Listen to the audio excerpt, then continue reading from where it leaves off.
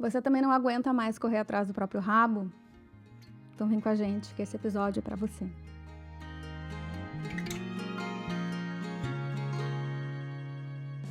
Oi, tudo bem? Eu sou a Carol Milters e esse é o Recomeçar.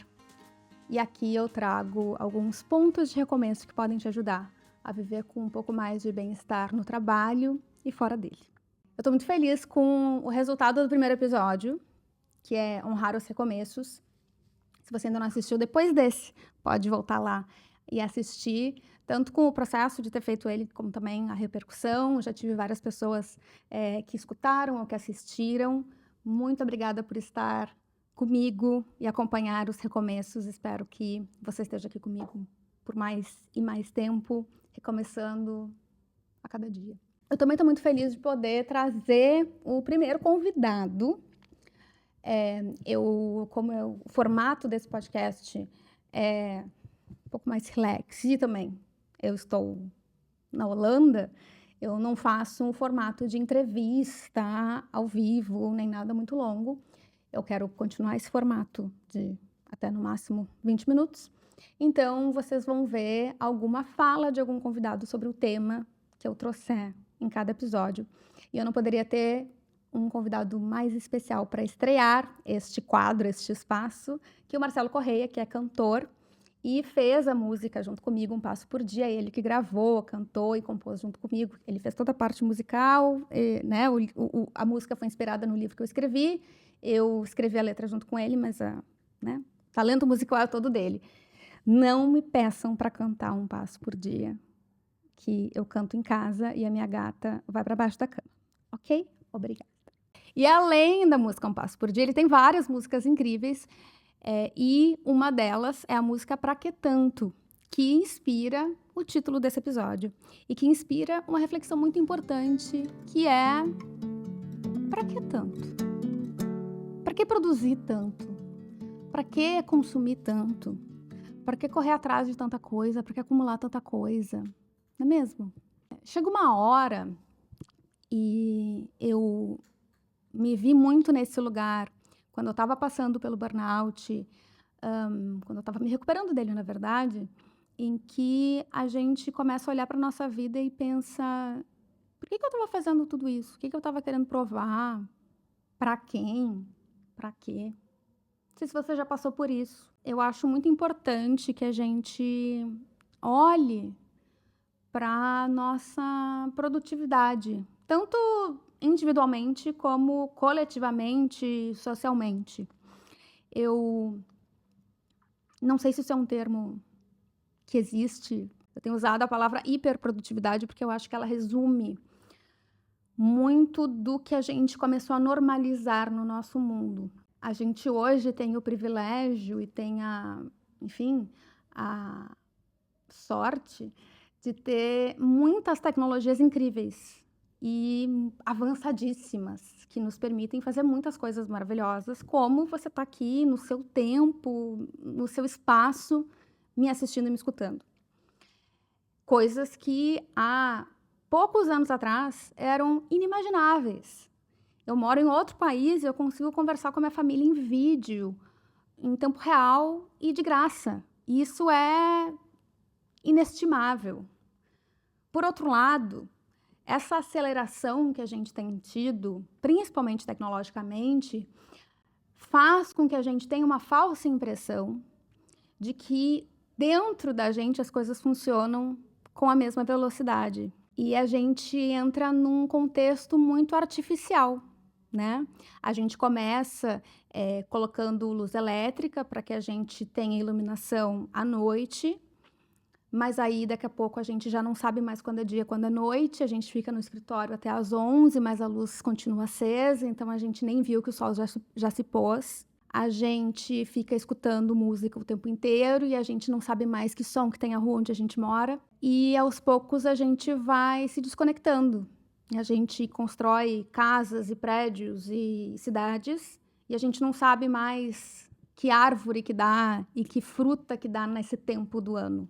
E eu acho que é muito importante que a gente lembre que existem tempos naturais e que nós somos organismos naturais, nós não somos da mesma matéria que os nossos computadores e que as nossas máquinas. O Chaplin já dizia lá há algumas décadas que a gente não é máquina, a gente é ser humano. Quando a gente pensa nessa aceleração super desenfreada, a gente também pensa em adoecimento, a gente também pensa que não tem como, né? Imagina se você sai correndo, você coloca numa esteira que você vai correr 20 quilômetros por hora. Não tem como. Você vai cair, você vai machucar joelho, tornozelo, vai dar de cara na esteira. E a mesma coisa, só que a gente não enxerga, é com os nossos processos mentais, é com as nossas relações, é com as nossas questões emocionais, é com a nossa inteligência, é com a nossa criatividade. A gente hoje é demandado que a gente produza num nível que a gente esteja disponível em um nível que é humanamente impossível. Para um pouquinho para pensar com quantas pessoas você já conversou no WhatsApp nas últimas 24 horas. Agora pensa se fosse há 20 anos atrás, quantas pessoas você teria conversado? Será que é o mesmo número? E isso não necessariamente uma coisa boa ou ruim, mas, de novo, né, tem aquele velho ditado, a diferença entre o remédio e o veneno é a dose. É muito bom que a gente tenha essas tecnologias e é muito bom que a gente possa facilitar processos e até acelerar alguns processos, né? Alguns avanços salvam a vida das pessoas, salvam as nossas vidas, trazem longevidade para a gente. Só que alguns avanços podem encurtar a nossa vida. Quando a gente entrou lá na Revolução Industrial, foi em função de a mão de obra humana chegou no seu limite. A gente chegou no limite de manualmente o quanto que era possível produzir. Então, foram se criando as máquinas para que substituísse a mão de obra ou potencializasse a produção, a produtividade da mão de obra humana. Só que aí, o que foi acontecendo foi que as máquinas eram muito perigosas. E aí, as pessoas morriam nas fábricas, as pessoas tinham acidentes gravíssimos nas fábricas. E aí, graças à, né, legislação, os movimentos trabalhistas, a sociedade em geral, a gente foi entendendo o risco que aquilo tinha e a gente foi, né, criando mais mecanismos de segurança. E hoje a gente está exposto a tecnologias, a processos que estão nos ferindo muito. As pessoas morriam nas fábricas lá na época da Revolução Industrial e hoje as pessoas morrem em vida dentro dos escritórios. Ou, às vezes, até mesmo morrem nos escritórios. Então, é muito importante que a gente pare e reflita para que tanta produção, para que tanto consumo, onde é que a gente vai parar com isso? E aí eu quero convidar agora o Marcelo para contar um pouco sobre a música, para que tanto. O Marcelo é pai da Liz e da Júlia, palestrante, ele fala sobre parentalidade e masculinidade. Obrigada, Marcelo. Contigo. Bom, quando eu escrevi Pra Que Tanto há anos atrás, a ideia, na verdade, foi ter um diálogo entre Marcelos de versões diferentes, né? O Marcelo pré-burnout, que é um Marcelo que dava muito valor, que ele escutou a vida toda, que era a ideia de sucesso profissional, a ideia dos cargos, empresas, carros, enfim, toda a glamourização que a gente faz, né, dentro dessa cultura do trabalho. E com o Marcelo, que é o Marcelo que tenta, de hoje, né? O Marcelo que tenta sempre alocar sua energia no que realmente eu entendo que importa para mim. Isso é minha família, meus amigos, minhas filhas, né? Minha saúde, né? Tudo que eu entendo que vale a pena a gente correr atrás. Eu acho que hoje, particularmente, acho hoje até um mundo mais difícil da gente lembrar disso toda hora, porque a gente está num mundo muito mais conectado, não é só sobre produtividade dentro de um âmbito profissional, mas a produtividade na sua saúde, na sua relação com as pessoas. Então você vê os vídeos, 5 dicas para poder cuidar da sua saúde, para emagrecer, para fazer aquilo, tantas dicas para educar seus filhos, para relacionar melhor com o seu companheiro. Então acho que o mundo é disso, né? De vídeos curtos, de músicas sem introdução, músicas pequenas de 3 minutos, tudo é muito rápido, é muito enlatado, né? E a gente perdeu um pouco do que a gente corre tanto que a gente não sabe nem para onde a gente está correndo.